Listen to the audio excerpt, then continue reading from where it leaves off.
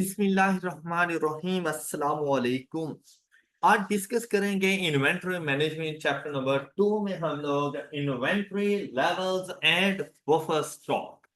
Inventory levels and buffer stock. इससे पहले जो हमारी डिस्कशन हो रही थी वो हो रही थी इकोनॉमिक ऑर्डर क्वांटिटी के बारे में।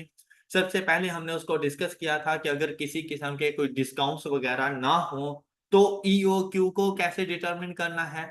फिर हम लोगों ने देखा कि अगर क्वांटिटी डिस्काउंट्स हमें मिल रहे हों तो फिर हमें डिस्काउंट्स को अवेल करना है या नहीं करना।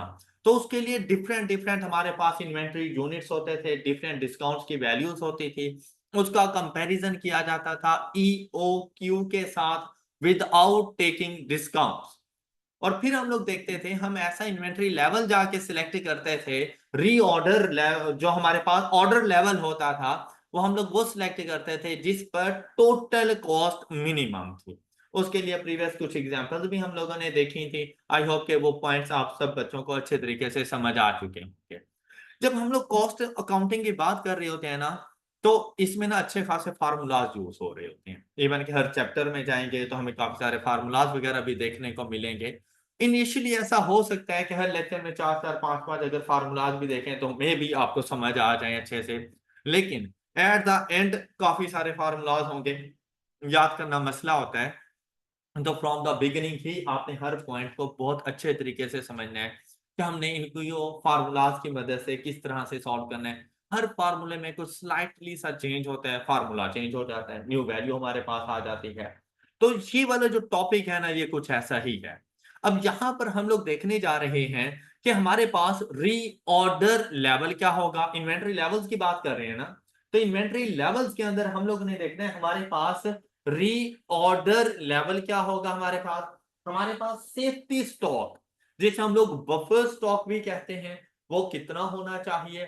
हमारे पास मैक्सिमम इन्वेंटरी लेवल कितना रखें हम लोग, मिनिमम इन्वेंटरी लेवल कितना रखें। क्योंकि हम लोग यहां पर ना इन्वेंट्री में जस्ट उसकी परचेजिंग प्राइस को नहीं देख रहे, सिर्फ डिस्काउंट्स को नहीं देख रहे। इन्वेंट्री वैल्यूएशन के चैप्टर में हम लोग जस्ट उसकी वैल्यू को देखते थे, इसके अलावा कुछ भी नहीं। लेकिन जब इन्वेंट्री मैनेजमेंट की बात करते हैं तो हमने ना डिफरेंट इन्वेंट्री लेवल्स को भी देखना होता है कि मुझे कितनी क्वांटिटी ऑर्डर करनी चाहिए, कौन से टाइम पर ऑर्डर करनी चाहिए, मेरे पास मैक्सिमम इन्वेंट्री कितनी मौजूद हो किसी भी एक टाइम ड्यूरेशन के ऊपर, कि मैं इससे ज्यादा इन्वेंट्री होल्ड नहीं कर सकता, मेरे पास मिनिमम इन्वेंट्री क्या होनी चाहिए। ये डिफरेंट डिफरेंट इन्वेंट्री लेवल्स हैं जो कि हम लोगों ने मेंटेन करने होंगे, यही इन्वेंट्री मैनेजमेंट कहलाती है। अब इससे पहले जो आप लोगों ने पढ़ा था ना, EOQ, economic order quantity. Order quantity कि अगर मैं ऑर्डर करने के लिए जाऊं तो मैंने कितनी क्वांटिटी ऑर्डर करनी है, मैंने परचेज कितनी क्वांटिटी करनी है। रीऑर्डर लेवल से मुराद है मैंने ऑर्डर कब करना है। ईओक्यू, इकोनॉमिक ऑर्डर क्वांटिटी, और रीऑर्डर क्वांटिटी में, रीऑर्डर लेवल में जो डिफरेंस है वो इस बात का है कि मेरे पास, मुझे कैसे पता, मुझे ये पता है कि मैंने सपोज ईओक्यू आ रहा था 5000 का, कि जब भी मैंने ऑर्डर करना है ना, मैंने 5000 नंबर ऑफ यूनिट्स मंगवा लेने अपने पास। क्वेश्चन ये आता है कि ऑर्डर कब करना है। अब मेरे पास, मेरे वेयर हाउस में, मेरे स्टोर रूम में कितना इन्वेंट्री लेवल आए कि मुझे पता चले कि भाई अब मैंने ऑर्डर कर देना है। क्योंकि हम लोगों ने अपने आप को स्टॉक आउट से भी सेव करना होता है। क्योंकि अगर हम लोग स्टॉक आउट पे चले जाते हैं ना, सपोज आप खुद सोचें कि आप किसी शॉप पर जाएं और उससे कोई भी चीज, मतलब जो भी आपने उससे लेनी हो, परचेज करनी हो, उसे कहेंगे भाई मुझे ये वाली प्रोडक्ट दें, और वो आपसे कहे खत्म हो गई है, यानी बात है आपको दूसरे सप्लायर ढूंढना पड़ेगा। अच्छा, एक मतलब फिर आप गए, दोबारा से वो चीज आपको वहां पे नहीं मिली, क्या आप तीसरी मरतबा जाओगे? नहीं, आपको पता है कि भाई जब भी जाओ इसके पास चीज ही नहीं होती, स्टॉक आउट की सिचुएशन है उसके पास, तो उसके कस्टमर उससे भाग जाएंगे। गॉट इट, कस्टमर का लॉस हो जाता है। फिर अगर आप किसी और के सामने बैठे हो और ऐसे जिक्र हो कि ये प्रोडक्ट चाहिए, तो आप उससे रिकमेंड करेंगे कि इस पर्सन से जाके ये वाली प्रोडक्ट लो?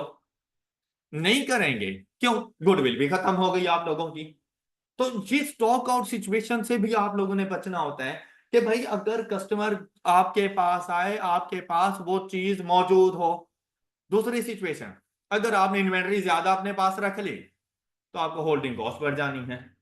हो सकता है कि इतना आपको बेनिफिट ना हो जितना कि आपको होल्डिंग कॉस्ट बढ़ रही है। तो आप लोगों ने, एक बिजनेसमैन जब एक अपना प्रॉफिट हायर करना चाह रहा होता है ना, तो उसने अपनी कॉस्ट को मिनिमम करना है। तो अब अपने आप को उसने इस हालत से भी बचाना है कि मैं स्टॉक आउट पे ना जाऊं, मतलब स्टॉक की कमी ना हो जाए। ऐसा ना हो कि डिमांड बहुत ज्यादा हो जाए और मेरे पास प्रोडक्शन के लिए पीछे रॉ मटेरियल ही ना रहे। ऐसा भी ना हो कि इतनी डिमांड ना हो, इतनी प्रोडक्शन ना हो, और ये जितना मेरे पास रॉ मटेरियल पड़ा हुआ है तो ऑब्सोलिसेंस का खतरा है, डैमेज होने का खतरा है, कैरिंग कॉस्ट अलग से मैं बेयर कर रहा हूं उसकी, तो वो भी मेरे लिए नुकसानदेह है। इसीलिए डिफरेंट इन्वेंट्री लेवल्स को मेंटेन करना पड़ता है। उसमें सबसे पहली चीज हमारे पास क्या आ गई? Reorder level. अब इससे पहले अगर हम लोग बात करें ना ईओक्यू की, सिंपल जब ईओक्यू पढ़ रहे थे इन्वेंट्री लेवल से पहले, उस टाइम पर हम लोग ये एज्यूम कर रहे थे कि भाई जैसे ही मैं ऑर्डर करता हूं ना, फौरन मेरे पास इन्वेंट्री आ जाती है। जैसे ही मैं ऑर्डर करता हूं, फौरन इमीडिएटली मेरे पास इन्वेंट्री पहुंच जाती है। मतलब placing an order and receiving inventory में कुछ ज्यादा टाइम नहीं लगता। ऑलराइट, सबको क्लियर? लेकिन प्रैक्टिकल लाइफ में हमेशा ऐसा नहीं होता। कभी कभी ऐसा होता है कि भाई आपका सप्लायर आपसे काफी दूर होता है, आप प्रोडक्शन कर रहे होते हो लाहौर के अंदर, जबकि आपका रॉ मटेरियल आना है कराची से। आपके रॉ मटेरियल का जो सप्लायर बैठा हुआ है वो कराची में बैठा है, लाहौर में आपको मिल ही नहीं रहा। तो आप तो आपने कराची ऑर्डर करना है। कराची ऑर्डर करोगे तो क्या फौरन से आपको रॉ मटेरियल मिल जाएगा? तो आपको एक टाइम वेट करना पड़ेगा। After certain time duration inventory आप तक पहुंचेगी। तो भाई ऑर्डर करने से लेकर इन्वेंट्री के रिसीव करने तक के टाइम ड्यूरेशन के लिए भी तो इन्वेंट्री मौजूद हो। अब ऐसा तो नहीं है, आप खुद सोचें कि अगर आप ऑर्डर कर रहे हो उस टाइम पर जब आपके स्टोर रूम वाले ने आपसे कहा कि जनाब रॉ मटेरियल तो खत्म हो गया है, और आप उस टाइम पे ऑर्डर करो, तो सपोज अगर आपको 1 वीक लगता है इन्वेंट्री के आप तक पहुंचने में, तो क्या उस 1 वीक में प्रोडक्शन नहीं करोगे? तो उसके लिए रॉ मटेरियल भी तो मौजूद हो अगर प्रोडक्शन करनी है तो जीरो इन्वेंट्री लेवल पे तो जाके ऑर्डर नहीं कर सकता। तो मैंने ये देखना है कि सपोज हम अज्यूम कर लेते हैं कि 1 वीक का टाइम ड्यूरेशन लगता है, तो मुझे ये देखना पड़ेगा कि 1 वीक में मैं कितनी प्रोडक्शन करता हूं और उस 1 वीक में मुझे कितनी इन्वेंट्री की जरूरत है। ऑलराइट, तो कम से कम मेरे पास उतना इन्वेंट्री लेवल मौजूद होना चाहिए कि अगर आज ऑर्डर करूं, 1 हफ्ते बाद इन्वेंट्री मिल रही है, तो मेरी 1 हफ्ते तक इन्वेंट्री कंज्यूम होने के लिए मौजूद हो, प्रोडक्शन के लिए यूज कर सकूं। क्या आपको मेरी ये बात समझ आई? तो ये रीऑर्डर लेवल ये चीज है हमारे पास। डन? किसी को कोई इशू? अच्छा, इसी तरह से हमारे पास सेफ्टी स्टॉक है, बफर स्टॉक है। ये होता है अनसर्टेन सिचुएशन से निपटने के लिए। मतलब ये बिल्कुल ऐसे ही है कि एक तो आपके पास अमाउंट मौजूद है जो आप डेली एक्सपेंसेस के तौर पर अपने पास रखते हो। आपको पता है कि अगर बिल्कुल नॉर्मल सर्कमस्टांसेस रहे तो मेरा पर डे का एक्सपेंस है 5000 रुपीज, और 5000 रुपीज मेरे पास मौजूद है। और आपको पता है बहुत मतलब मंथली आपको 1.5 लाख रुपया चाहिए, आपके पास है पड़ा। लेकिन अगर किसी किस्म की कोई अनसर्टेन सिचुएशन आ जाती है, किसी की शादी आ गई, कोई अनसर्टेन ऐसी कोई इवेंट हो गया, किसी की डेथ हो गई, कोई भी है, कोई एक्सीडेंट हो गया, आप बीमार पड़ गए, तो उसके लिए क्या आपको एक्स्ट्रा अमाउंट की जरूरत नहीं है? तो सेविंग में भी तो मौजूद हो। तो ये एक किस्म का आपका सेविंग है। ऑलराइट, कि स्टॉक कुछ ऐसा भी आपके पास मौजूद होना चाहिए, सेफ्टी स्टॉक जिसे बफर स्टॉक कहा जाता है, जो आपकी अनसर्टेन सिचुएशंस के साथ डील कर सके। कि अगर अनएक्सपेक्टेड डिमांड इंक्रीज हो जाए तो आपके पास प्रोडक्शन के लिए उतना इन्वेंट्री लेवल मौजूद हो। बात क्लियर? फिर हमारे पास आए मैक्सिमम इन्वेंट्री लेवल। भाई मेरी क्लास में कैपेसिटी है 100 स्टूडेंट्स के बिठाने की, क्या मैं 120 का एडमिशन कर लूं? नहीं, मैक्सिमम है 100, तो 100 के ऊपर ही चलेंगे हम लोग। बात क्लियर? हमारे पास एक फैकल्टी मेंबर है जो विजिटिंग पर है, मतलब हम उसको ना पर आवर पर लेक्चर के हिसाब से पे करते हैं। और अगर वो कोई भी सब्जेक्ट पढ़ाने के लिए आ जाए और उसके पास स्टूडेंट ही बैठे हो 5, अब 5 स्टूडेंट से हमने देखना है कि भाई हमें पूरे सेशन में रेवेन्यू कितना जनरेट होगा और हम उसको कितना पे कर रहे हैं। तो हमें पता है कि भाई 5 स्टूडेंट अगर हम इसको दे दें हम लोग तो टोटली लॉस में चले जाएंगे। तो हमें पता है कि भाई मिनिमम 25 स्टूडेंट्स होने चाहिए, कि अगर 25 स्टूडेंट की फी को मल्टीप्लाई करें तो उस टीचर की कॉस्ट बन जाती है, तो एटलीस्ट हम लोग ब्रेक इवन पे तो रहें। तो मिनिमम मेरे पास इतना इन्वेंट्री लेवल होना चाहिए। तो यहां पर भी बिल्कुल ऐसा ही है कि भाई इन्वेंट्री इतनी ज्यादा भी ना कर दो कि होल्डिंग कॉस्ट सबसे ज्यादा हो जाए। देखो भाई, आपको एक बात तो नजर आ रही होती है कि अगर मैं इन्वेंट्री एक साथ ज्यादा मंगवा लूंगा तो ऑर्डरिंग कॉस्ट कम है, am I right? लेकिन आप ये भी तो देखो कि होल्डिंग कॉस्ट तो ज्यादा है ना। ये ना हो कि ऑर्डरिंग कॉस्ट को सेव करने के चक्करों में होल्डिंग कॉस्ट को बहुत ज्यादा इंक्रीज कर दो। फिर सबसे बड़ी बात होती है उसके एक्सपायर्ड होने, ऑब्सोलीट होने, उसके डैमेज होने का खतरा, कि पता नहीं कहीं डैमेज ना हो जाए। इन्वेंट्री लेवल मिनिमम कितना रखना है, अब ये आपने देखना होगा पास्ट एक्सपीरियंस की बेस पर कि आपकी ऑन एवरेज डिमांड क्या चल रही होती है। एक दिन के अंदर कितनी डिमांड है, कितने इन्वेंट्री यूनिट्स की आपको जरूरत है, एटलीस्ट उतने आपने जरूर रखने हैं। इससे कम ना चले जाना, अदरवाइज स्टॉक आउट की सिचुएशन है। आप स्टॉक आउट पे चले गए तो हो सकता है, देखिए कभी कभी कस्टमर्स के साथ कुछ ऐसी डीलिंग होती है सप्लायर की कि भाई अगर मैं तुम्हें टाइम पे माल प्रोवाइड ना कर सका तो फाइन देने पड़ते हैं स्टॉक आउट की सिचुएशन में। तो हो सकता है कि अगर मैं स्टॉक आउट पे चला गया तो मुझे फाइन देना पड़ जाएगा, बिजनेस का लॉस अलग से हो जाना है, प्रॉफिट्स का लॉस अलग से हो जाना है, कस्टमर के दरमियान गुडविल अलग से खराब हो जाएगी हमारी। क्लियर? तो ये सारी बातें भी हम लोगों ने नोट करनी होती हैं, इसीलिए इन्वेंट्री को मेंटेन करना है हम लोगों ने। आई होप कि आपको समझ आ गई है कि हम क्या कुछ पढ़ने जा रहे हैं। क्लियर? अच्छा, अब देखिएगा यहां पर ये सारी चीजें यहां पे मौजूद हैं। साथ में मैं आपसे बात कर रहा था कि इससे पहले हम लोग अज्यूम कर रहे थे कि जिस दिन मैं ऑर्डर करता हूं ना, उसी दिन इमीडिएटली मेरे पास इन्वेंट्री पहुंच जाती है। ऑलराइट, मतलब मुझे वेट नहीं करना पड़ता। लेकिन जब मैं लाहौर में मौजूद हूं, मेरा सप्लायर कराची में मौजूद है, उसने मेरे पास इन्वेंट्री भेजनी है, रॉ मटेरियल भेजना है, उसको कुछ ना कुछ टाइम चाहिए। वो टाइम 4 to 6 डेज का हो सकता है। वो आपको अक्सर यूं बता देगा कि 4 to 6 डेज आपको लग जाते हैं। अब देखिए, आपने कभी ना दराज के ऊपर या अमेजोन के ऊपर ऑनलाइन ऑर्डर किया हो तो वो आपको बताते हैं expected delivery date is this to this. Alright, तो यहां पर भी बिल्कुल वैसा ही है, आपको बताएगा कि भाई expected delivery date 4 to 6 days की है। तो वहां पर हमने देखना है इतने डेज के लिए मेरे पास इन्वेंट्री भी मौजूद होनी चाहिए। ये जो 4 to 6 डेज है ना, प्लेसिंग एन ऑर्डर से लेकर रिसीविंग इन्वेंट्री तक के जो डेज हैं, इन्हें कहा जाता है लीड टाइम। इसको क्या कहा जाता है? Lead time. कौन सा होता है lead time? Placing an order to receiving of inventory. ये जो टाइम ड्यूरेशन होता है इसे कहा जाता है लीड टाइम। अच्छा, ये लीड टाइम वैसे ऑन एवरेज 4 to 6 डेज का बता देते हैं, लेकिन भाई अनएक्सपेक्टेड सिचुएशन भी आ सकती हैं। कभी ऐसा होता है कि स्ट्राइक हो गई, आपने ऑर्डर वगैरह कर दिया, सब कुछ गुड चल रहा था, इतने में स्ट्राइक हो गई, पूरे मुल्क में सारा बंद। क्या इन्वेंट्री पहुंचेगी आपके पास? फिर क्या आप प्रोडक्शन रोक दोगे? उसके लिए फिर सेफ्टी स्टॉक आपके पास मौजूद हो कि इन केस अगर कभी ये लीड टाइम ज्यादा हो जाए तो भी मेरे पास कुछ इतना स्टॉक हो कि मैं उस रिक्वायरमेंट को पूरा कर सकूं। Got it? लेकिन ये इतना ज्यादा भी ना हो कि मैं होल्डिंग कॉस्ट बेयर करता रहूं और उससे मुझे बेनिफिट ज्यादा ना हो। तो आपकी नजर ना किसी एक पॉइंट पे नहीं होनी चाहिए, आपको ना हर एंगल से चीजों को सोचना पड़ता है, तब एक अच्छे एनालिसिस बनते हैं, तब आप लोग एक अच्छे सीएफओ बन सकते हैं, जब आप हर एक चीज के बारे में सोच रहे होते हैं। ऑलराइट, अब देखें, अब अगर हम लोग इस थ्योरी को पढ़े ना तो इंशाल्लाह बड़े अच्छे तरीके से हमें ये समझ आ जाएगी। क्या कहते हैं? So for it has been assumed that when an item of material is purchased from a supplier, the delivery from the supplier will happen immediately. In practice, however, there is likely to some uncertainty about when to make new order for inventory in order to avoid the risk of running out inventories before the new order arrives from the supplier. The period of time between placing a new order with a supplier and receiving the delivery of the same is called the lead time.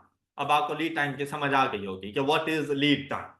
फिर कहते हैं this lead time could be in days, weeks और months. भी depend करता है कि अगर मतलब लोकल सप्लायर है, इन डेज भी हो सकता है। भाई लोकल सप्लायर है, विद इन कंट्री है, लेकिन हमारे पास प्रोविंस चेंज हो रहे हैं तो ये वीक्स में भी जा सकता है। लेकिन अगर एक कंट्री का दूसरे कंट्री के साथ कोई रिलेशनशिप चल रहा है, कहीं बाहर से हम लोगों ने मंगवानी है, हमने कोई इंपोर्ट्स करनी है, तो वो इन मंथ्स भी चला जाता है लीड टाइम हमारे पास। लेकिन यहाँ पर मोस्टली इन डेज में रहेगा, बहुत कम है कि वीक्स में चला जाए। फिर यहाँ पे देखें, कहते हैं on the basis of this lead time, अब हमने ना इन्वेंट्री ऑर्डर करनी हो, अब ये तो पता है कि इन्वेंट्री ऑर्डर करनी कितनी है, वो ईओक्यू पढ़ लिया है हम लोगों ने, या ईओक्यू ना भी ऑर्डर करें तो डिफरेंट इन्वेंट्री लेवल्स डिस्काउंट्स को देखते हुए हमें पता है कि हमने ऑर्डर कितनी करनी है। क्वेश्चन ये आता है करनी कब है। ऑलराइट, कि वो अलार्मिंग सिचुएशन। अब देखिए, आप लोगों के पास गाड़ियां हो तो हमें पता है कि फ्यूल टैंक फुल करवा लें तो मीटर के ऊपर ना एक रीडिंग से नजर आ रही होती है, तो हमें पता होता है कि यार लास्ट का सेल है या लास्ट के 2 सेल्स बच जाएं, तो हमें पता है कि भाई आप पेट्रोल पंप से इसकी टैंकी फुल करवा लें। वो हमारे लिए एक किस्म का वो सिचुएशन है। अच्छा, लास्ट सेल भी होना तो मतलब आप कुछ देर चल सकते हो, लेकिन बिल्कुल डेड होने वाली होना तो उसने ब्लिंक करना शुरू कर देना होता है कि भाई अब ये 2-4 किलोमीटर ही है, पहले सबसे पहले आपने ये टैंक फुल फुल करवाना है, अदरवाइज रह जाएगा। ओके, अब यहाँ पे भी ऐसी सिचुएशन है कि लीड टाइम को आपने बेस बनाना है, फिर देखना है the companies determine the level of stock at which new order should be placed, कि हमारे पास कौन सा इन्वेंट्री लेवल हो जिसको देखते हुए मैं न्यू ऑर्डर प्लेस करूं। Got it. अच्छा, फिर देखो ये to avoid stock out situation, फिर the the level at which a new order is placed is called reorder level. अब हमने इसको डिटरमिन करना होगा कि मेरी इन्वेंट्री यूनिट्स में कितना मेरा रीऑर्डर लेवल होगा। कि मुझे अगर बताया जाए कि 3000 यूनिट अगर आपकी इन्वेंट्री रह गई है तो आपने न्यू ऑर्डर प्लेस कर देना है, 2000 रह गई है तब न्यू ऑर्डर प्लेस करना है, तो ये रीऑर्डर लेवल। आई ओके, ईओक्यू और रीऑर्डर लेवल का फर्क समझ आ गया आप लोगों को। ईओक्यू मैंने कितनी क्वांटिटी ऑर्डर करनी है, रीऑर्डर लेवल कब मैंने न्यू ऑर्डर प्लेस करना। ओके ओके बात। Next, it depends upon 2 factors, one is the lead time, सबसे पहला फैक्टर तो यही है कि लीड टाइम को हम लोगों ने देखना है। दूसरा, अपनी यूजेज को देखना है कि पर डे हम लोग कितना यूजेज। अगर मैं आपसे ये कहूं कि भाई लीड टाइम है हमारे पास 5 डेज का, कि 5 दिन के अंदर अगर मैं एक ऑर्डर प्लेस करता हूं आज, तो विद इन 5 डेज मेरे पास वो इन्वेंट्री पहुंच जाती है, और एक दिन के अंदर मैं 500 यूनिट कंज्यूम करता हूं, एक दिन के अंदर 500 यूनिट कंज्यूम करता हूं, तो आपके ख्याल में मुझे ऑर्डर कब प्लेस करना चाहिए? आपके ख्याल में मुझे ऑर्डर कब प्लेस करना चाहिए? जब 2500 यूनिट्स मेरे पास आ जाएं, जैसे ही मुझे पता चले कि 2500 यूनिट्स हैं, मैं अपने पास ऑर्डर प्लेस कर दूंगा। तो ये 2500 basically average usage multiplied by lead time, reorder level बन गया आपका। क्या ऐसा ही है ना? तो ये रीऑर्डर लेवल है आप लोगों के पास। फिर देखें, कहते हैं if any of this factor is higher, अब लीड टाइम ज्यादा कर दूं, 5 की जगह पे 7 कर दूं, या यूसेज ज्यादा कर दूं, दोनों सिचुएशन में रीऑर्डर लेवल हाई कर जाएगा। ओके, मैं 5 की जगह पे 7 करूं तो आप मुझे 3500 कहेंगे। ओके, लेकिन अगर मैं आपसे ये कहूंगा है 5 डेज लेकिन 700 की यूजेज है ऑन एवरेज, तो 3500 रीऑर्डर लेवल इंक्रीज कर गया। तो कहते दोनों में से कोई भी हायर हो जाए, reorder level should be higher to avoid any stop. Any doubt? कोई इशू जो आप लोगों को ऐसी बात जो समझ ना आई हो? All clear? नेक्स्ट देखें, कहते हैं such reorder level is determined using the, अब वो अपनी तरफ से वैसे स्टोरीज बताता जा रहा है कि आपने किस तरह से इसको डिटरमिन करना है। सिंपल फार्मूला वैसे क्या बन गया हमारे पास, lead time multiplied by usage. Okay, अच्छा, अब मसला वहां पर आता है जब लीड टाइम 4 to 6 डेज का हो। लीड टाइम 5 डेज का नहीं है, लीड टाइम है 4 to 6 डेज, यूजेज है मेरे पास सपोज 400 to 600 यूजेज, वो आपको मिनिमम यूजेज और मैक्सिमम यूजेज दोनों बता देता है।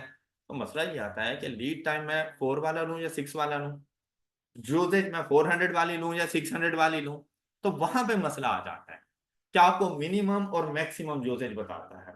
तो अब क्या कहते हैं reorder level is determined using the average consumption during lead time. तो हम लोगों ने ना तो मिनिमम कंजम्पशन देखनी है, ना मैक्सिमम एवरेज कंजम्पशन के मुताबिक चलेंगे। However, sometimes the demand during a lead time exceeds the expectation। कभी कभी ऐसा हो जाता है कि जो हमारी एक्सपेक्टेशन थी उसे डिमांड इंक्रीज कर देगी, मतलब कोई अनसर्टेन सिचुएशन अगर आ गई।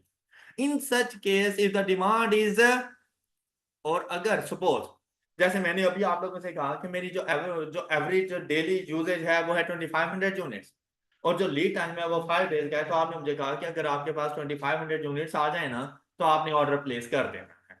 मैंने 2500 यूनिट्स पे ऑर्डर प्लेस कर दिया। अब क्या हुआ कि डिमांड एकदम से इंक्रीज हो गई, 500 से 700 पर आ गई।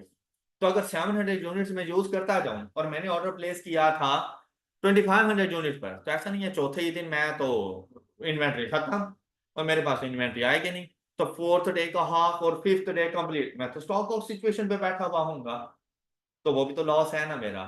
तो अब क्या कहते हैं इस सिचुएशन के लिए, exceed the unexpected in such case if the demand is not fulfilled the customer may move to, लाजिम बात है आपके कस्टमर ने किसी और को ढूंढना है कि भाई ये प्रोडक्ट और किसके पास है, और जिसके पास होगी वो मेरा कंपेटिटर है। फिर क्या होगा, जब मैं उसको सेल नहीं कर रहा तो मुझे फिर तो प्रॉफिट में लॉस हो गया। अगर मैं उसी को सेल कर देता, मेरे पास स्टॉक मौजूद होता तो मैं प्रॉफिट अर्न कर सकता था, प्रॉफिट में लॉस हो गया और साथ साथ गुडविल भी गई। ऑलराइट, फिर नेक्स्ट क्या आते हैं, ऑल्सो द डिलीवरी में डिले। अच्छा, एक तो सिचुएशन ये होती है ना, स्टॉक आउट की दो सिचुएशन। एक सिचुएशन ये है कि आपने जो एवरेज यूजेज डिटरमिन की थी ना वो इंक्रीज कर गई अनएक्सपेक्टेडली। दूसरी क्या है, आपने जो एक्सपेक्टेशन लगाई थी, लीड टाइम जो डिसाइड किया था उससे डिले हो गया है।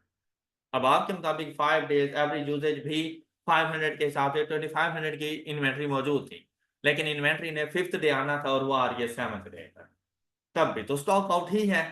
तब दोबारा से वही कस्टमर भी गया, move to competitors, loss of profit भी हुआ और गुडविल भी गई। अब कस्टमर आपकी ये बात थोड़ी सुनेगा कि आपको सप्लायर से ही इन्वेंट्री नहीं मिली, वो कहता पहले ऑर्डर कर लेते भाई आप।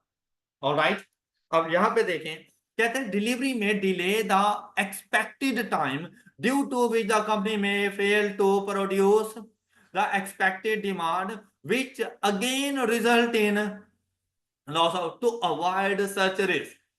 अब इस सिचुएशन से भी कंपनी ने बचना है। उसे पता है कि भाई ये कह रहा है 5 दिन में पहुंचा देगा लेकिन डिले कर सकता है, मुझे लग रहा है कि 500 नंबर ऑफ यूनिट्स यूज होंगे पर डे, लेकिन ज्यादा भी हो सकते हैं।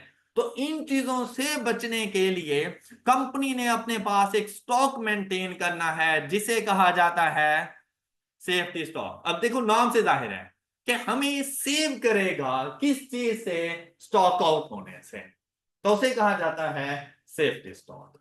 ऑलराइट, सेफ्टी स्टॉक और इसका दूसरा नाम क्या है, बफर। तो buffer stock and safety stock both are same. All clear, कोई मसला यहां तक। अब बात आती है कि भाई रीऑर्डर लेवल को डिटरमिन कैसे करना है। तो इन्होंने बताया कि भाई रीऑर्डर लेवल को डिटरमिन करने के आपके पास 2 डिफरेंट वेज हैं। सबसे पहली चीज कि भाई अगर आपके पास सर्कमस्टांसेस सर्टेन है, मतलब नॉर्मल सिचुएशन चल रही है, तो आपने क्या करना है। लेकिन अगर आपके पास कोई अनएक्सपेक्टेड अनसर्टेन सिचुएशंस आ जाएगी, तो आप लोगों ने रीऑर्डर लेवल को कैसे डिटरमिन करना है। तो दोनों तरह से reorder level, first one is कि नॉर्मल सर्कमस्टांसेस, सर्टेन सर्कमस्टांसेस, मतलब जैसा एक्सपेक्ट कर रहे हैं बिल्कुल वैसा नहीं। और दूसरा अनसर्टेन सर्कमस्टांसेस, मतलब कि कुछ ना कुछ अनसर्टेन हैपन हो।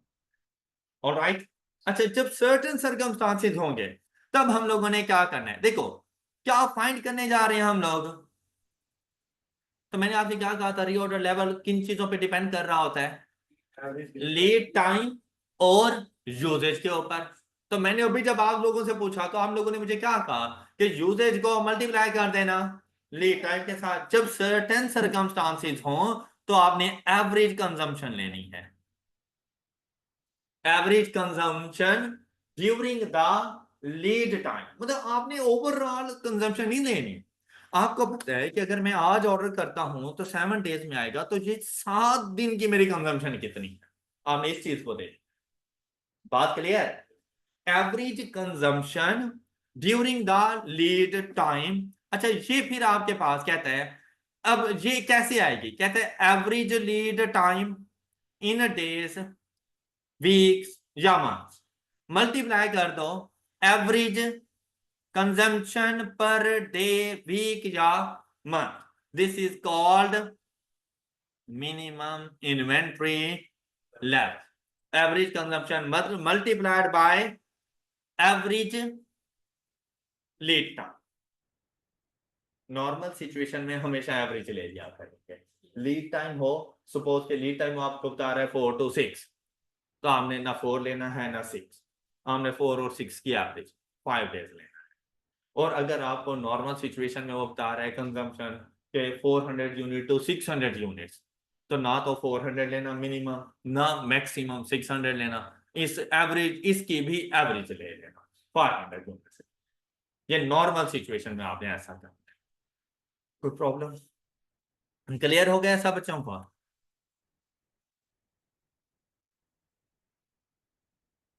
अच्छा, फिर अंडर अनसर्टेन सर्कमस्टांसेस, तो इसके लिए ना हम लोगों ने, अनसर्टेन है तो हम लोगों ने ना अपने आप को जरा मैक्सिमम लेवल के ऊपर रखना होता है कि मैक्सिमम मेरे पास कितनी इन्वेंट्री होनी चाहिए। तो मैक्सिमम इन्वेंट्री लेवल को डिटरमिन करने के लिए लीड टाइम मैक्सिमम वाला उठा लेना। जैसे आपसे कहा 4 to 6 डेज, तो ना 4, 9 की एवरेज 5, आपने 6 डेज उठाने हैं। ऑलराइट, और इसको मल्टीप्लाई करवाना maximum demand per day. Maximum demand, कि अगर मैं आपसे कहूं 400 to 600 डिमांड है, तो आपने एवरेज नहीं लेनी, आप अब 600 उठा लेना, तो 6 into 6 3600, आपके पास रीऑर्डर लेवल आ जाएगा। कोई मसला? नॉर्मल सिचुएशंस के अंदर एवरेजेस, देखो ये बात कंफर्म है कि लीड टाइम फाइंड करने, ये रीऑर्डर लेवल फाइंड करने के लिए lead time multiplied by usage, मतलब बेसिक इसका फार्मूला हमारे पास यही है। अब क्या है कि अगर नॉर्मल सिचुएशंस हैं तो आप लोगों ने एवरेज यूसेज और एवरेज लीड टाइम, और अगर अनसर्टेन सिचुएशन है तो आपने अपने आप को सेव करना है, तो आप मैक्सिमम की तरफ चले जाओ। फिर maximum lead time multiplied by maximum usage. Any problem? Any problem? All clear? Good. Next हम लोग डिस्कस करेंगे अपने पास सेफ्टी स्टॉक। जब बात ये आती है कि भाई मेरे पास मेरा सेफ्टी स्टॉक कितना होना चाहिए, कितना सेफ्टी स्टॉक मैं अपने पास मेंटेन करूं। फिर सेफ्टी स्टॉक भी बिल्कुल ऐसा ही कि भाई अगर ज्यादा सेफ्टी स्टॉक रख लिया तब भी वही बात आ जाती है, डेटरियोरेशन हो सकती है उसकी, मुझे होल्डिंग कॉस्ट भी ज्यादा देनी पड़ेगी। तो भाई सेफ्टी स्टॉक भी एक लेवल तक मेंटेन कर सकते हैं, उससे ज्यादा सेफ्टी स्टॉक मेंटेन नहीं कर सकते। तो सेफ्टी स्टॉक को डिटरमिन करने के लिए जो हमारे पास फार्मूला होता है वो है reorder level at and reorder level at, मतलब दोनों का डिफरेंस, ये आपका सेफ्टी स्टॉक है। जैसे अभी मैं आपसे बात कर रहा था कि मेरा जो यूजेज है per day 400 to 600 number of units, और हमारा जो लीड टाइम आ रहा है वो आ रहा है 4 to 6 डेज। ये चीजें आपको क्वेश्चन में गिवन होंगी। तो अब अगर आपसे पूछा जाए बताएं रीऑर्डर लेवल, अगर क्वेश्चन साइलेंट है ना तो रीऑर्डर लेवल सर्टेन सिचुएशन में होता है। अगर क्वेश्चन साइलेंट है तो रीऑर्डर लेवल सर्टेन सिचुएशन। जब सर्टेन सिचुएशन में जाएंगे तो हम लोग इसको कैसे फाइंड करेंगे?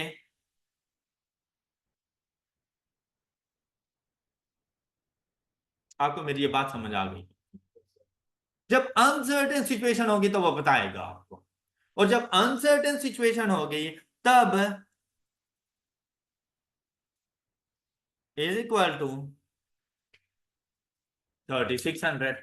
ऑल राइट, तो बेसिकली सर्टेन अगर हालात हमारे मुताबिक चलते रहे तो हम लोगों ने 2500 के ऊपर रीऑर्डर को सेट करना है, लेकिन मैक्सिमम भी अगर हम चले जाएं तो 3600, मतलब 3600 से अगर ऊपर इन्वेंट्री लेवल है ना, मेरे पास इन्वेंट्री लेवल रखा हुआ है क्लोजिंग, अभी जाके मैंने वेयर हाउस में देखा तो मेरे पास इन्वेंट्री लेवल आ रहा है 4200 का, भाई मैं अभी ऑर्डर नहीं करूंगा। इन्वेंट्री लेवल आ गया 3800 का, अभी भी मैं ऑर्डर नहीं करूंगा। हाँ 36 और 2500 के दरमियान दरमियान है तो मेरे ख्याल से मुझे ऑर्डर कर लेना चाहिए। तो वो यहां पे बेसिकली ये बता रहे हैं कि 3600 से ऊपर और 2500 से नीचे ऑर्डर ना कर, 25 और 36 के दरमियान रहे। तो हमारे पास ये तो है बिल्कुल डेडलाइन, इससे नीचे तो बिल्कुल नहीं जा सकते, लेकिन कहते हैं भाई इससे ऊपर भी ना जाना अदरवाइज होल्डिंग कॉस्ट बढ़ जाएगी। तो इन दोनों का जो डिफरेंस है ना 900, वो हमारे पास हमारा सेफ्टी स्टॉक है। तो ये मैंने खुद को 3600 सॉरी 1100, गलत हो गया, 1100 ये बेसिकली मेरा सेफ्टी स्टॉक है जो मुझे स्टॉक आउट से बचा सकता है, जो मुझे अनसर्टेन सर्कमस्टांसेस से बचा सकता है। तो उन्होंने यहां पे नीचे यही कहा कि अनसर्टेन सिचुएशंस के अंदर अपने रीऑर्डर लेवल में से लेस कर दो reorder level at certain situation. कोई मसला सेफ्टी स्टॉक में हो जाएगा ना इजीली फाइन। अच्छा नीचे उन्होंने उस फार्मूले को जरा ओपन करके दे दिया कि अनसर्टेन सिचुएशन है तो maximum demand into maximum lead time minus कर देना, सर्टेन सिचुएशन है तो एवरेज डिमांड या कंजम्पशन, मैं इससे ना परेशान हो जाना कि डिमांड और consumption, average consumption multiplied by average lead time. Any question? अच्छा अब इससे पहले हमारे पास कोई सेफ्टी स्टॉक नहीं होता था, इससे पहले कोई लीड टाइम भी नहीं होता था, तो जैसे ही ऑर्डर करते थे फौरन इन्वेंट्री हमारे पास होती थी। तो वहां पर जब हम लोग एवरेज इन्वेंट्री फाइंड करते थे तो हम लोग कहते थे ऑर्डर साइज डिवाइडेड बाय 2। याद आया आप लोगों को? Order size divided by 2। अब जब हमारे पास सेफ्टी स्टॉक मौजूद हो और आपने एवरेज इन्वेंट्री फाइंड करनी हो तो फार्मूला आएगा order size divided by 2 plus safety stock, क्योंकि वो तो हर टाइम पे हमारे पास मौजूद है, हमारी एवरेज इन्वेंट्री का पार्ट रहे। इससे पहले से सेफ्टी स्टॉक 0 होता था तो हम लोग जस्ट Q/2 कर देते थे, लेकिन जब सेफ्टी स्टॉक होगा तो जब एवरेज इन्वेंट्री अब जहां भी यूज करते थे उसका फार्मूला हमारे पास क्या बन जाएगा, order quantity divided by 2 plus safety stock. बात क्लियर? आपको आई होप कि ये सारे फार्मूला समझ आ गए हैं, reorder level, safety stock and average inventory. किसी को इन फार्मूलाज में कोई इशू? क्लियर? अच्छा नेक्स्ट देखें, कहते हैं this way the entity carries safety stock on the basis of maximum demand as well as maximum delivery time, however the probability of both the events occurring at the same time is very low। मतलब बहुत कम ऐसे chances होते हैं कि मेरी demand बहुत ज्यादा बढ़ जाए या लीड टाइम बहुत ज्यादा हो जाए, तो कहते हैं बहुत कम ऐसी सिचुएशन है, लेकिन फिर भी thereby the management is incurring excessive holding cost on, तो सेफ्टी स्टॉक के ऊपर हम खाम में होल्डिंग कॉस्ट इनकर कर रहे हैं, लेकिन बेसिकली खुद को स्टॉक आउट से बचाना होता है। और ये उस टाइम पर हम जब मुझे ये पता होना कि भाई होल्डिंग कॉस्ट ज्यादा है और मेरे पास स्टॉक आउट के जो मुझ पे फाइन या पेनल्टीज वगैरह हैं या स्टॉक आउट की जो कॉस्ट है ना वो कम है, मैं स्टॉक आउट की तरफ चला जाऊँ। मेरी बात पे की, मैंने इन्वेंट्री कॉस्ट को मिनिमम करना है ना। भाई मुझे पता है कि अगर मैं इन्वेंट्री अपने पास होल्ड करता हूं ना तो इसके ऊपर 100 रुपीज का एक्सपेंस है, लेकिन अगर स्टॉक आउट हो भी गई तो सिर्फ 20 रुपीज का लॉस है। तो क्या मुझे इन्वेंट्री होल्ड करनी चाहिए? मैं सेफ्टी स्टॉक नहीं रखूं, मैं फिर रिस्क लूंगा स्टॉक आउट, ऑलराइट, क्योंकि वहां पे लॉस कम है। लेकिन अगर मुझे ये पता हो कि होल्डिंग कॉस्ट 100 है, लेकिन अगर मैंने डिमांड को फुलफिल ना किया तो मुझे 200 का फाइन पड़ जाएगा, मैं अपने आप को स्टॉक आउट से बचाऊंगा, फिर मैं सेफ्टी स्टॉक भी अपने पास रखूं, मेरे लिए ये ज्यादा रहेगा। बात क्लियर? तो ये भी हम लोगों ने डिसाइड करना होता है कि हमने सेफ्टी स्टॉक रखना है या नहीं रखना, क्योंकि हमारी होल्डिंग कॉस्ट इंक्रीज हो रही है। ये डिपेंड करेगा हमारी स्टॉक आउट कॉस्ट के ऊपर, हमें स्टॉक आउट कॉस्ट कितनी पड़ेगी अगर सेफ्टी स्टॉक ना हो तो। All clear? नेक्स्ट देखें, कहते हैं the probability of both the events occurring at the same time is very low, thereby the management is incurring excessive holding cost on safety stock. If the cost of holding stock, safety stock is greater than the cost of stock out, the business would be incurring more losses. तो हमें और ज्यादा loss हो रहा है अगर हम लोग सेफ्टी स्टॉक की तरफ जाते हैं. Therefore, a level should be set where the cost of stock out plus the cost of holding the safety stock is, जैसे हम लोग EOQ में करते थे कि हम लोग ऐसा लेवल डिटरमिन कर लेते थे जहां पर हमारी होल्डिंग कॉस्ट और हमारी ऑर्डरिंग कॉस्ट एक दूसरे के इक्वल हो. तो यहां पर भी हम सेफ्टी स्टॉक सिर्फ उतना मेंटेन करेंगे जहां पर उसकी होल्डिंग कॉस्ट और उसकी स्टॉक आउट कॉस्ट मिनिमम, हम वहां पर चले जाएंगे. बात क्लियर? कोई इशू? चलें अब आ जाएं स्टॉक आउट कॉस्ट के ऊपर कि बेसिकली स्टॉक आउट कॉस्ट में कौन कौन सी चीजें शामिल हैं. अब जैसे इसने हमें स्टार्ट में थ्योरी में बता दिया था कि जब भी आप स्टॉक आउट पर जाते हैं, एक तो सबसे पहली चीज, सबसे पहला लॉस क्या होता है कि आपका जो कस्टमर है आपके कंपेटिटर के पास चला जाएगा और आपके कंपेटिटर की उसको आदत हो गई, हो सकता है उसका अखलाक ज्यादा अच्छा था, उसने बहुत अच्छे तरीके से उसको डील किया, हो सकता है उसने थोड़ा बहुत डिस्काउंट भी दे क्योंकि उससे भी पता है ये डेली तो मेरे पास नहीं आता, आज आया हुआ है, तो उसने अच्छा उसको डिस्काउंट दे दिया, उसने एक आध बोतल भी साथ में पिला दी रिफ्रेशमेंट में, आपका कस्टमर फॉर एवर गया और फॉर एवर आपको वो प्रॉफिट का लॉस. अब आपको सिर्फ उस टाइम का नहीं हुआ प्रॉफिट का loss, for ever profit loss हुआ है उस टाइम के लिए. तो इसलिए अपने कस्टमर को कहीं बाहर ना जाना. फिर दूसरी चीज, उस टाइम का भी प्रॉफिट का लॉस, बाद का भी प्रॉफिट का लॉस, और फिर आपकी गुडविल भी गई. क्लियर? तो ये स्टॉक आउट कॉस्ट है. और अगर उसके ऊपर कोई फाइन था कि भाई एग्रीमेंट करते हुए हमने ये मेंशन कर दिया कि भाई अगर आप हमें सप्लाई प्रोवाइड ना कर सके विद इन टाइम तो हम आपके ऊपर फाइन कर देंगे, आपको पेनल्टी पड़ जाएगी, तो वो भी स्टॉक आउट कॉस्ट का पार्ट बन जाएगा. अब देखिए यहां पे इन्होंने क्या लिखा, स्टॉक आउट कॉस्ट और the opportunity cost of running out of stock.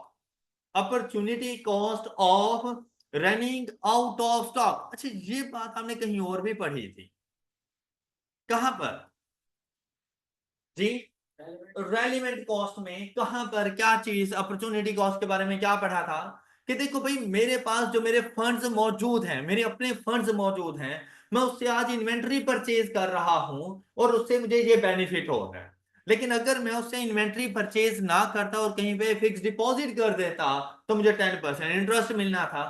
तो इन्वेंट्री परचेज करने की वजह से वो 10% इंटरेस्ट फॉर गॉन, तो वो आपकी अपॉर्चुनिटी कॉस्ट बनी थी. ऑलराइट, आपने उसको भी अकाउंट फॉर किया था, याद आया आप लोगों को?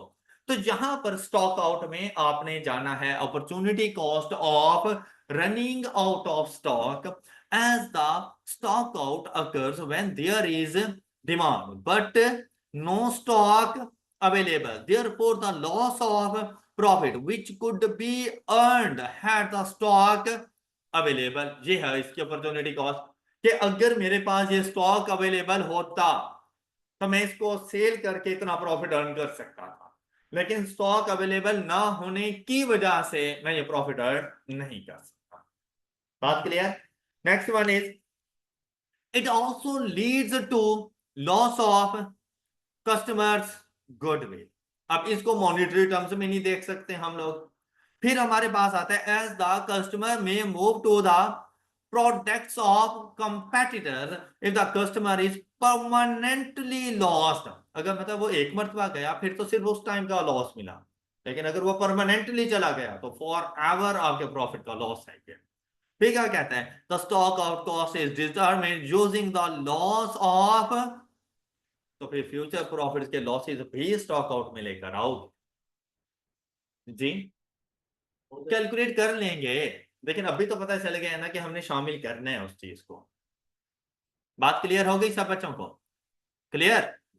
अच्छा अब देखिए आपके पास आती है एग्जांपल, कहता है once the stock out cost has been estimated the cost of holding safety stock should be compared for various demand levels. This can be done using probability theory by attaching probabilities to different potential demand level. तो ये probability theory इंशाल्लाह ये simple question solve करने के बाद हम लोग probability theory पे चले जाएंगे कि कितने परसेंट चांसेस हैं स्टॉक आउट होने के। तो प्रोबेबिलिटी थ्योरी भी देख लेते हैं, लेकिन सबसे पहले अभी जरा एक दो सिंपल क्वेश्चन हम लोग करते हैं। ये आपके पास छोटा सा क्वेश्चन है और आपसे कहा गया कि कंप्यूट करना है हम लोगों ने reorder level, safety stock level and average stock level for each component of material. Question को पढ़ें और इन चीजों को डिटरमिन करें। इसमें सबसे पहले हम लोगों ने बताना था रीऑर्डर लेवल। अब अगर आप लोग यहां पर गौर करें ना, तो साथ में मैंने सेफ्टी स्टॉक भी बताना है। तो रीऑर्डर लेवल मुझे दोनों डिटरमिन करनी है, एक नॉर्मल सिचुएशंस के मुताबिक, सर्टेन सर्कमस्टांसेस के मुताबिक, दूसरा reorder level at uncertain circumstances. तो जब मैं बात करूंगा सर्टेन सर्कमस्टांसेस की, तो उसके लिए मैं एवरेज यूजेज उठाऊंगा और एवरेज लीड टाइम लूंगा। तो यहां पर जो डाटा आप लोगों के पास गिवन था वो normal usage in kilogram for each component per week, चाहे वो एक्स है या वाई है, नॉर्मल यूजेज है 500।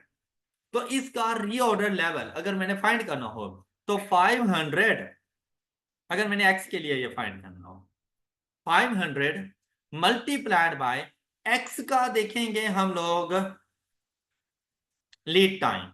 लीड टाइम गिवन है,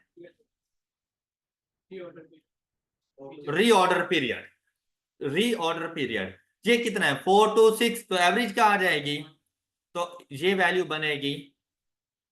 अच्छा अगर यही मैं y के लिए देखना हो तो 500, लेकिन मल्टीप्लाइड बाय 2 to 3, तो ये वैल्यू क्या बनेगी 2.5, तो वैल्यू क्या आ जाएगी। ये बात समझ आई है। अच्छा फिर x के ये हमारे पास रीऑर्डर लेवल है सर्टेन सर्कमस्टांसेस में।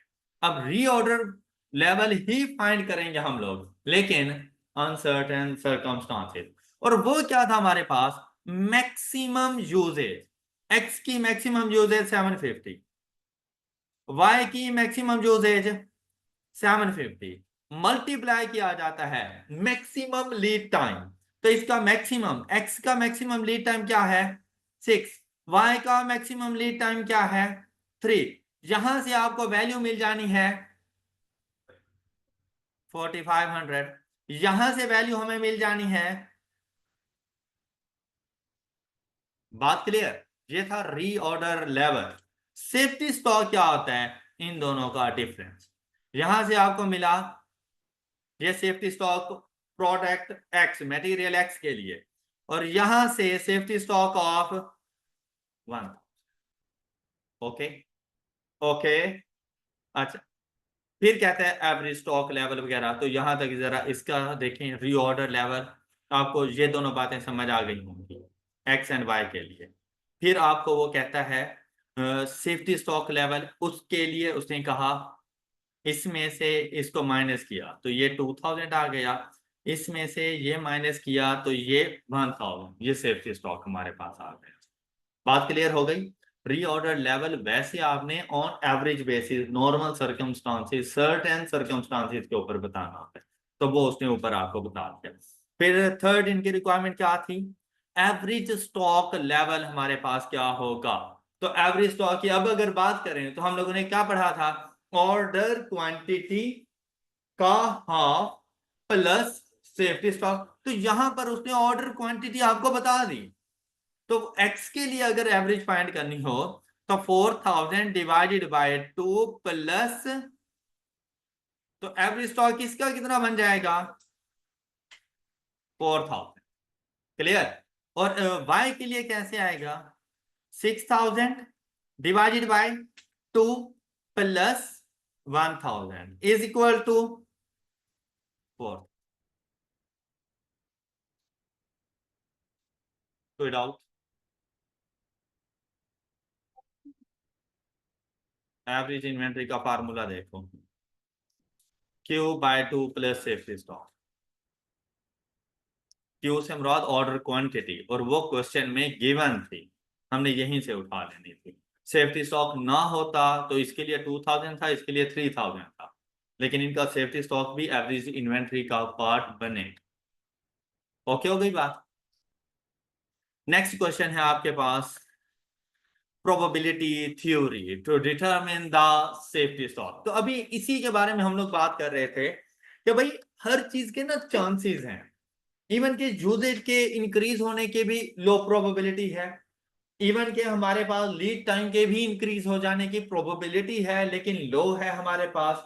तो अब क्या कहता है कि भाई a probability table can be prepared for each possible reorder level under consideration we can calculate. अब इसके लिए उसने हमें मेथड्स बताए। कहते हैं सबसे पहले the probable demand in the lead time between order and delivery. Probable demand in the lead time between order and delivery, के ऑर्डर किया, डिलीवरी रिसीव की, उसके दरमियान जो लीड टाइम आ रहा है, उस लीड टाइम में क्या प्रोबेबल डिमांड है, मतलब आपने एक एक्सपेक्टेड डिमांड बतानी है। फिर कहता है risk of having excess inventory, कि अगर बफर स्टॉक हम लोग रखते हैं तो बफर स्टॉक को होल्ड करने पर हमें क्या रिस्क है और उस पर कॉस्ट कितनी आएगी, और अगर बफर स्टॉक नहीं रखते तो स्टॉक आउट में चले जाएंगे, तो स्टॉक आउट का कितना रिस्क है, और अगर स्टॉक आउट पे चले गए तो उसकी कॉस्ट क्या आएगी। Okay okay. अब इसके लिए प्रोबेबिलिटी थ्योरी प्रोबेबिलिटी टेबल बना के देगा। जैसे कहते हैं रीऑर्डर लेवल को अगर अब आप लोगों ने डिटरमिन करना हो तो भी आपने प्रोबेबिलिटीज को भी साथ में देखना है। अब वो कैसे होगा, कहते हैं reorder level selected might be the reorder level at with expected value of the cost is minimize. अब ये तो हर जगह पे है ना कि कॉस्ट को हम लोगों ने मिनिमाइज करना है, लेकिन डाटा देखो कुछ इस तरह से गिवन है। कहते हैं entity X uses item Y in its production process, it purchases item Z from an external supplier in batches. For item Z, the following information is relevant. इसकी जो होल्डिंग कॉस्ट है 15 rupees per unit per year, ये holding cost. Stock out cost है 5 rupees for each stock out, और lead time हमारे पास आ रहा है इसका 1 वीक का। ईओक्यू हमारा इसके हमारा बनेगा इसके ऊपर 270 का ईओक्यू है। कहते हैं entity x operates for 48 weeks each year, मतलब अब एनुअल डिमांड के लिए आप लोग मल्टीप्लाइड बाय 52 नहीं करोगे, उसने ऑपरेट ही 48 वीक्स करना है तो मल्टीप्लाइड बाय 48 करेंगे अगर जरूरत हुई तो एनुअल डिमांड की। फिर क्या कहता है weekly demand for unit G for production is variable. अब वीकली डिमांड वो उस लीड टाइम की बात कर रहा है कि इस 1 वीक में ये जो लीड टाइम है, जहां पर अब इसकी अगर कंजम्पशन की बात करें तो पहले तो उसने सिंपल सिंपल हमें बता दिया था, लेकिन अब वो कहता है क्या भाई 70 units demanded during the lead time. कहता है 70 यूनिट डिमांड हो सकते हैं, मतलब प्रोडक्शन या यूजेज जो होगा 70 यूनिट्स का होगा, लेकिन इसकी प्रोबेबिलिटी 10% है कि 70 यूनिट्स हम लोग लीड टाइम में यूज करेंगे। फिर क्या कहता है 80 यूनिट्स हो सकता है, लेकिन इसकी प्रोबेबिलिटी 20% है। फिर क्या कहता है 90% 90 यूनिट्स यूज हो सकते हैं, लेकिन इसकी प्रोबेबिलिटी 30% है, और 100 यूनिट्स यूज होंगे लीड टाइम के अंदर, और इसकी प्रोबेबिलिटी 40% है। अब देखो ये प्रोबेबिलिटी थ्योरी अप्लाई हो जाएगी। अब क्या कहते हैं, कहते हैं जस्ट करें whether a reorder level of 90 units or 100 units would be more appropriate। अब ये डिफरेंट ऑर्डर्स हैं। वो कहते हैं रीऑर्डर लेवल, मुझे बताओ कि मैं 90 रखूं ये ज्यादा अप्रोप्रिएट है या 100 रखूं। अब इन दोनों में से कौन सा ज्यादा अप्रोप्रिएट है, हमारी बात वहीं पे आके खत्म हो जाती है जहां पर कॉस्ट मिनिमाइज, हमारे लिए वो मोस्ट अप्रोप्रिएट है। अब हमने देखना है कि भाई 90 यूनिट्स के ऊपर हमें कितनी कॉस्ट पड़ती है। अगर हम 90 यूनिट्स के मुताबिक जाएं और 100 यूनिट्स के मुताबिक जाएं तो हमें कितनी कॉस्ट पड़ेगी। ऑलराइट, अच्छा अब यहां पर हम एक ही वैल्यू तो बता नहीं सकते, तो यहां पर आपने एक्सपेक्टेड वैल्यू फाइंड करनी है। क्या? यूजेज की एक्सपेक्टेड वैल्यू फाइंड करनी है, मतलब वेटेड एवरेज वैल्यू। अब आपने ये वेटेड एवरेज का कॉन्सेप्ट क्यों है में पढ़ा हुआ होगा। देखो भाई, आपने एवरेज कंजम्पशन देखनी है, लेकिन एवरेज कंजम्पशन ये नहीं है कि 70 80 90 और 100 का एवरेज फाइंड करके दे दो, ऐसा नहीं है। अकॉर्डिंग टू वेटेज चाहोगे। ऑलराइट, अब वेटेड एवरेज एक्सपेक्टेड वैल्यू कैसे आएगी कि 70 यूनिट्स यूज होने की प्रोबेबिलिटी 10 मल्टीप्लाइड बाय 10%, ये आपके पास वैल्यू आ जाएगी 7 मल्टीप्लाइड बाय 80 यूनिट्स यूज होने की प्रोबेबिलिटी, तो ये आ जाएगी 16। 90 यूनिट्स के यूज होने की प्रोबेबिलिटी 27 और 100 यूनिट्स के यूज होने की प्रोबेबिलिटी, तो एवरेज क्या बन गई इनका सम 90।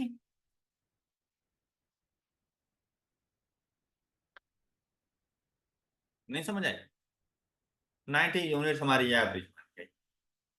बात क्लियर कि नंबर ऑफ यूनिट्स को जो आप लोगों पर भी कंज्यूम करोगे उनको उनकी प्रोबेबिलिटी के साथ मल्टीप्लाई कर दो और जाकर ऐड कर दो, तो ऑन एवरेज आपको 90 यूनिट्स चाहिए अगर आप लोग रीऑर्डर लेवल सेलेक्ट करना चाह रहे हो, तो उसकी यूजेज के लिए ऑन एवरेज 90 यूनिट्स आप लोगों को चाहिए। यहां तक की बात क्लियर है। अब हमने उसे बताना है कि भाई हमारे लिए जो मोस्ट अप्रोप्रिएट है वो 90 है या 100 है। तो अगर आप लोग यहां इसका सोल्यूशन देखें तो देखो, सबसे पहला काम इसने क्या किया,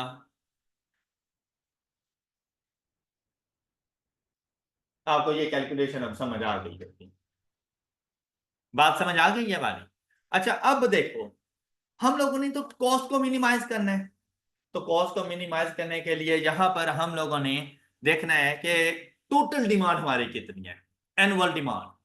तो उसने क्या कहा था कि एवरेज अब हमारे पास कंजम्पशन कितनी आ रही है 90, और टोटल नंबर ऑफ वीक्स कितने होंगे, तो एक साल में टोटल एनुअल डिमांड हमारी कितनी बनेगी 4320 की।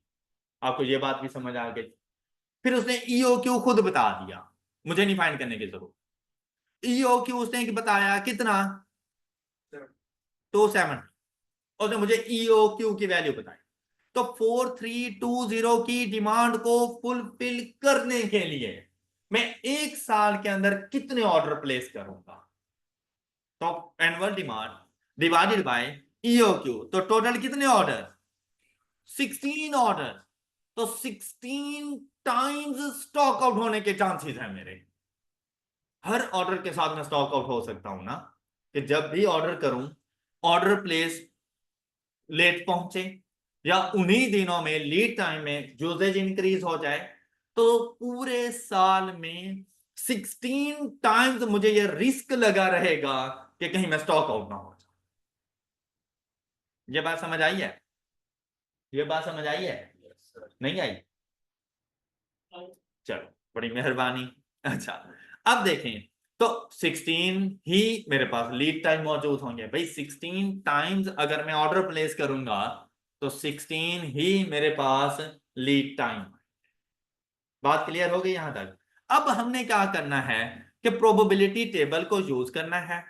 हम लोग चलते हैं, उसने पूछा था कि 90 अप्रोप्रिएट है या 100 अप्रोप्रिएट है, तो हम लोग उसे कहते हैं कि हम अगर अपना रीऑर्डर लेवल 90 सिलेक्ट कर लें, अगर हम लोग अपना रीऑर्डर लेवल 90 सिलेक्ट करें तो हमें टोटल कॉस्ट कितनी पड़ेगी।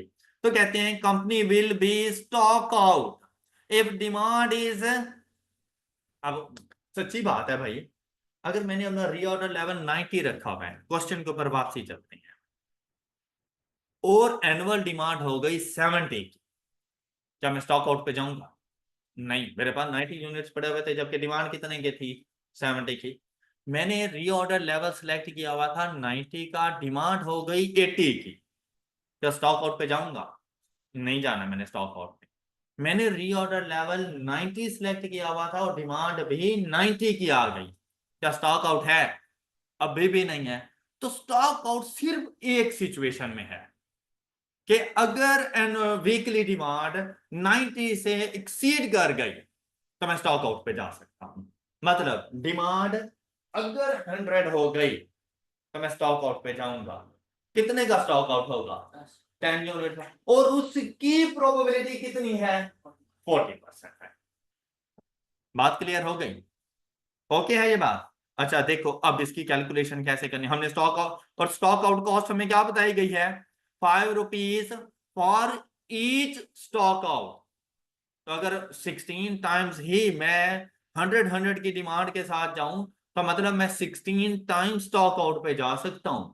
और उसने हर स्टॉक आउट के बारे में आपको बताया।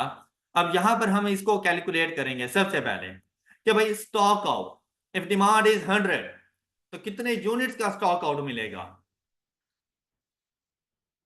10 यूनिट्स का।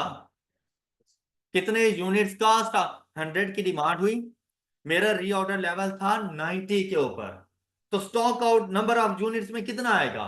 10 यूनिट्स का। वो 10 यूनिट्स लिखती है। 10 यूनिट स्टॉक आउट आने की प्रोबेबिलिटी कितनी है? 40%। All right. फिर प्रोबेबिलिटी ऑफ डिमांड ऑफ 100 वो हमने लिख दी। एक स्टॉक आउट होने पर कॉस्ट कितनी बेयर करनी है? ये 5 रुपीज आ गए। फिर एक साल में कितनी मरतबा मैं स्टॉक आउट हो सकता हूं? नंबर ऑफ ऑर्डर्स के इक्वल। और वो कितने थे नंबर ऑफ ऑर्डर्स? 16 टाइम मैं स्टॉक आउट हो सकता हूं। बात क्लियर? तो टोटल मुझे स्टॉक आउट कॉस्ट कितनी बढ़ जाएगी? 320। Stock out units multiplied by probability multiplied by cost per stock out multiplied by number of stock out in a year. Okay. Total stock out cost कितनी आ गई मेरी? 320 की। फिर हमने देखना है बफर स्टॉक। अच्छा बफर स्टॉक हमारे पास क्या था? बफर स्टॉक हमारे पास क्या होता है? उन्होंने कहा था reorder level maximum uncertain situation में and reorder level in certain situation. अब यहां पर बफर स्टॉक कोई भी नहीं है हमारे पास। बफर स्टॉक अनसर्टेन सिचुएशन से निपटने के लिए हमने कोई रखा ही नहीं है। हमारा रीऑर्डर लेवल भी 90 है और एवरेज कंजम्पशन भी 90 है। तो किसी किस्म का कोई बफर स्टॉक है? आप देखो ना, मैं जो ऑर्डर कर रहा हूं वो भी 90 पे कर रहा हूं और जो मेरी एवरेज आ रही है कंजम्पशन वो भी 90। तो क्या किसी किस्म का कोई बफर स्टॉक है? तो जब बफर स्टॉक नहीं है तो क्या उसको होल्ड करने की कोई कॉस्ट है? नहीं, कोई कॉस्ट नहीं आनी। तो बफर स्टॉक की किसी किस्म की कोई कॉस्ट आपको, या रीऑर्डर लेवल 100 है, देखो स्टॉक आउट कॉस्ट उसने कहा किसी किस्म 9। अगर इधर देखें, अच्छा ये तो इधर आ गया ना 100 के ऊपर, ये वाली चीज इधर मैं बात कर रहा था। ये बफर स्टॉक किसी किस्म का कोई नहीं है क्योंकि रीऑर्डर लेवल भी 90 है और एवरेज डिमांड भी 90 है। तो किसी किस्म का कोई बफर स्टॉक नहीं है। तो जब बफर स्टॉक नहीं है तो उसको होल्ड करने की भी कोई कॉस्ट नहीं है। तो मुझे कौन सी कॉस्ट जस्ट बियर करनी है? सिर्फ और सिर्फ स्टॉक आउट कॉस्ट। वो भी उस सिचुएशन में जब डिमांड 100 की हो गई, उसके भी 40% जब सिर्फ चांसेस है। तो वो मैंने कॉस्ट कैलकुलेट करके दे कि अगर मैं 90 ऑर्डर का रीऑर्डर लेवल सिलेक्ट करता हूं तो चांसेस हैं कि मुझे 320 की कॉस्ट बेयर करनी पड़ता है। ये बात समझ आई है आप लोगों को? ये बात समझ आई है? अच्छा फिर उसने क्या पूछा था कि अगर 100 का रीऑर्डर लेवल सिलेक्ट करें तो फिर, भाई अगर 100 का रीऑर्डर लेवल सिलेक्ट करता हूं ना तो स्टॉक आउट कॉस्ट 0 हो जाती है। स्टॉक आउट हो ही नहीं रहा, मैक्सिमम 100 पर आ रहे थे। देखो भाई मैंने 100 का ही लेवल सिलेक्ट किया हुआ है। 70 की डिमांड हो जाए तब स्टॉक आउट नहीं है, 80 हो जाए, 90 हो जाए, इवन कि 100 की 100 डिमांड हो जाए, स्टॉक आउट नहीं है। तो जब स्टॉक आउट ही नहीं है तो उसकी कॉस्ट भी नहीं है। बात क्लियर? अब जब स्टॉक आउट नहीं है तो बफर स्टॉक मैंने क्रिएट किया हुआ है। बफर स्टॉक को क्रिएट करने की मेरे पास कॉस्ट मौजूद है।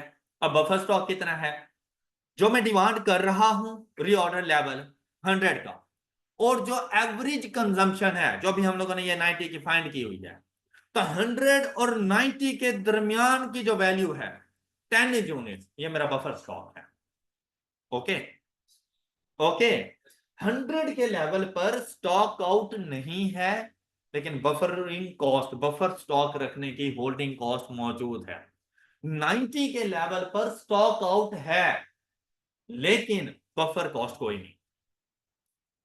ओके, अच्छा अब देखो यहां पर, अब इस बफर कॉस्ट उसने बताई थी हमें, स्टॉक आउट कॉस्ट आ गई थी, लीड टाइम, ईओक्यू वगैरह, हाँ holding cost 10 rupees per unit per year.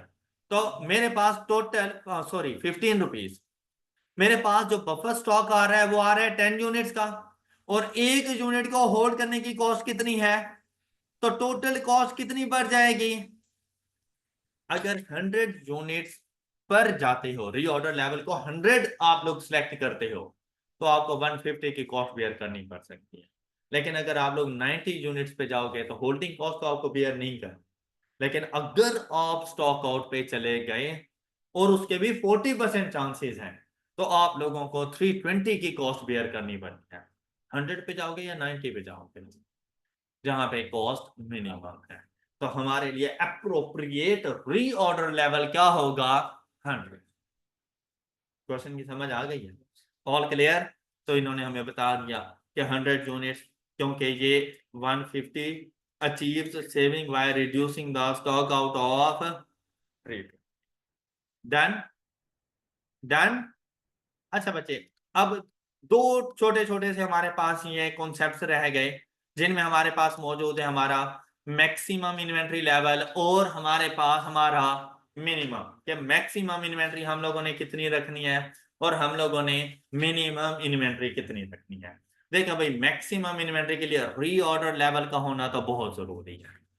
जो रीऑर्डर लेवल आप डिटरमिन करोगे, एटलीस्ट इतनी इन्वेंट्री का होना तो जरूरी है।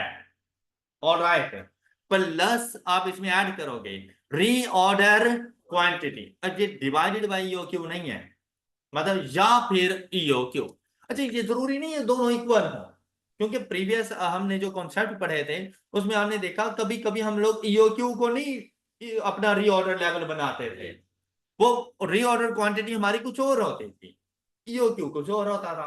वो कहता है दोनों में से, मतलब आपने देखना है आप कितनी क्वांटिटी ऑर्डर कर रहे हो, आपने वो इसमें ऐड कर देनी है।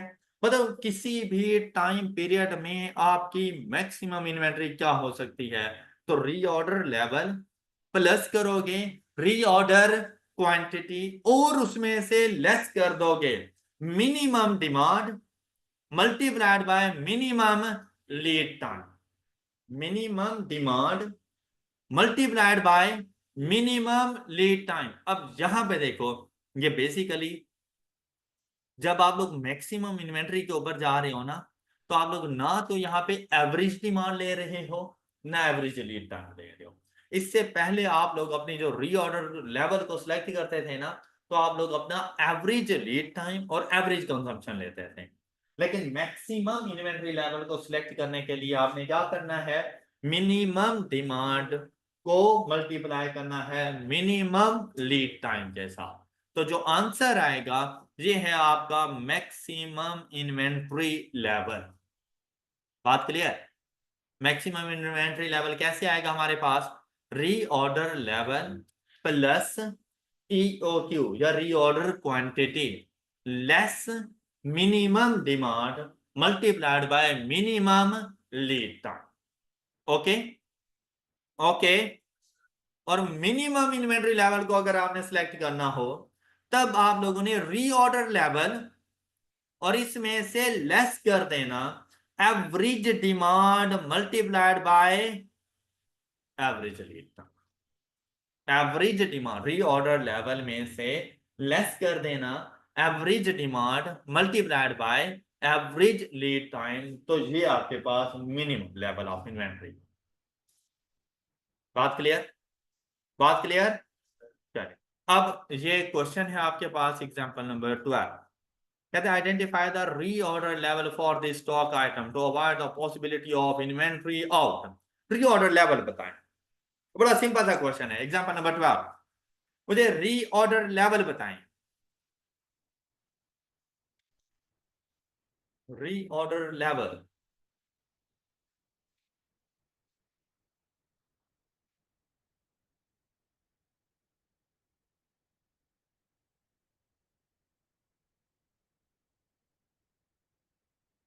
हाँ जी, क्या आंसर आया?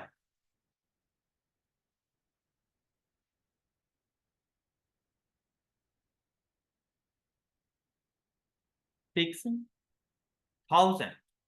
कैसे? मैक्सिमम के साथ यूं किया है। सिंपल रीऑर्डर लेवल है, तो एवरेज के साथ नहीं करेंगे। लीड टाइम का एवरेज लो ना। वो डेली यूजेज, अब देखो इस पर मिनिमम और मैक्सिमम यूजेज नहीं है, तो daily usage on average basis होती है, तो लीड टाइम भी एवरेज वाला लोगे, ऐसा नहीं है। अच्छा, यहाँ पे उसने बताया data relate to the stores item this daily daily usage, lead time for resupply 5 to 20, reorder quantity 10,000। मतलब जब भी हम लोग ने ऑर्डर करना होगा हम लोग 10,000 नंबर ऑफ यूनिट्स मंगवाएंगे। कहते हैं in order to identify the reorder level of this stock item, तो अब हाँ, अब इधर ना बेसिकली अगर नीचे ये वाली कोई बात ना लिखता तो हम लोग एवरेज की तरफ जा सकते थे कि 300 मल्टीप्लाइड बाय ये 12.5 आता। लेकिन उसने कहा कि मुझे ऐसा रीऑर्डर लेवल बताओ कि मैं अपने आप को स्टॉक आउट से बचाऊं। तो स्टॉक आउट से कब बचाएंगे? जब हम लोग यहां पर मैक्सिमम लीड टाइम को जाके लेंगे, तब हम लोग हर हाल में स्टॉक आउट से बच रहे हैं। तो इसीलिए यहां पर 300 मल्टीप्लाइड बाय 20। बात क्लियर? अगर ये लास्ट वाली बात ना होती तो average usage multiplied by average lead time था, लेकिन स्टॉक आउट से बचाना है तो हम लोग मैक्सिमम लीड टाइम। डन। चले example number 13, calculate the average stock level for the component. हाँ जी, average stock level for the component क्या हम लोगों ने पढ़ा था? एवरेज स्टॉक लेवल कैसे आएगा? Q/2 plus safety stock, S stand for safety stock, वैसे ही मैंने लिख दिया है, अभी अभी बनाया ये एब्रीविएशन। ओके, तब देखो डेटा क्या क्या गिवन है। कहते हैं oral imports high value components for its manufacturing process, following data relate to the component have been extracted from oral record for the last 12 month. Maximum usage, minimum usage, average usage, अब उसने खुद define करके दे दी। कहते हैं maximum lead time, minimum lead time and reorder quantity, basically EOQ. ये EOQ है, रीऑर्डर क्वांटिटी, वो मुझे खुद नहीं फाइंड करना पड़ा। तो हम लोग क्या करते थे एवरेज इन्वेंटरी फाइंड करने के लिए? Basically reorder quantity divided by 2। Am I right? अब यहां पर अगर देखो ना, तो मैं 750 डिवाइडेड बाय 2 नहीं कर सकता। 750 डिवाइडेड बाय 2 सिर्फ उस टाइम पर होता है जब लीड टाइम ना हो। 750 डिवाइडेड बाय 2 सिर्फ उस टाइम होता है जब लीड टाइम ना हो, मतलब फौरन से ऑर्डर करो और इन्वेंट्री आपके पास हो, फिर आप लोग ऐसा कर सकते हो। ईओक्यू की कैलकुलेशन में यही कुछ करते थे। लेकिन जहां पर आपके पास लीड टाइम मौजूद है आप ऐसा काम नहीं कर सकते। इसके लिए आपने अपना सेफ्टी स्टॉक देखना है। एवरेज इन्वेंट्री फाइंड करने के लिए order quantity divided by 2 plus safety stock. अब सेफ्टी स्टॉक कैसे आएगा? देखिए भाई, हम लोगों ने कहा था रीऑर्डर लेवल कैलकुलेट करो ऑन सर्टेन सर्कमस्टांसेस, और वो कैसे आएगा? Average multiplied by average lead time. अब इसको मल्टीप्लाई करेंगे हम लोग एवरेज लीड टाइम, और एवरेज लीड टाइम क्या है? 4। तो वैल्यू आ जाएगी क्या आपको ये बात समझ आ गई? फिर हम लोगों ने कहा था अनसर्टेन सर्कमस्टांसिस में रीऑर्डर लेवल, वो क्या था? Maximum usage multiplied by maximum lead time is equal to, तो सेफ्टी स्टॉक कितना आया? अब जाके कैलकुलेट करें average inventory is equal to,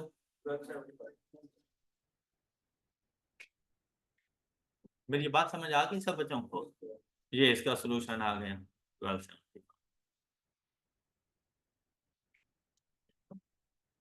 okay, इसी के साथ आपका ये चैप्टर कंप्लीट हो गया, इन्वेंट्री मैनेजमेंट। लेकिन just theoretical portion, numerical portion में अभी भी हमें अच्छा खासा टाइम लगना है। इसकी कॉम्प्रिहेंसिव एग्जांपल्स बड़ी हैवी हैवी सी कॉम्प्रिहेंसिव एग्जांपल्स हैं, जो कि इंशाल्लाह नेक्स्ट लेक्चर से हम लोगों ने स्टार्ट कर देनी है। और हमारी कोशिश होगी कि हर लेक्चर में एटलीस्ट 2 क्वेश्चन तो हर हाल में हम लोग सॉल्व करें। अच्छा, आपने अब ये करना है, एक तो पूरे चैप्टर का एक मतलब एक नजर आप लोगों ने देख लेना है कि इस पूरे चैप्टर में हम लोगों ने पढ़ा क्या है, ताकि हम लोग कॉम्प्रिहेंसिव एग्जांपल सॉल्व करने बैठे ना तो हमें पिछला चैप्टर में पता हो कि हम लोगों ने क्या कुछ पढ़ा हुआ है। दूसरी चीज, एग्जाम्पल 1 और 2 को सिर्फ देख कर आना है, आपके माइंड में हो कि हम लोग पढ़ने क्या जा रहे हैं। ओके, मतलब एक अच्छी एक्टिव रीडिंग, क्वेश्चन को अंडरस्टैंड करना है, क्या कुछ इसमें मौजूद है, क्या कुछ पूछा जा रहा है। तो example number 1 and example number 2 ये इंशाल्लाह हम लोग कल के लेक्चर में डिस्कस भी कर लेंगे। That's all for today. अपना बहुत सा ख्याल रखिए, नेक्स्ट लेक्चर में मिलते हैं। अल्लाह हाफिज।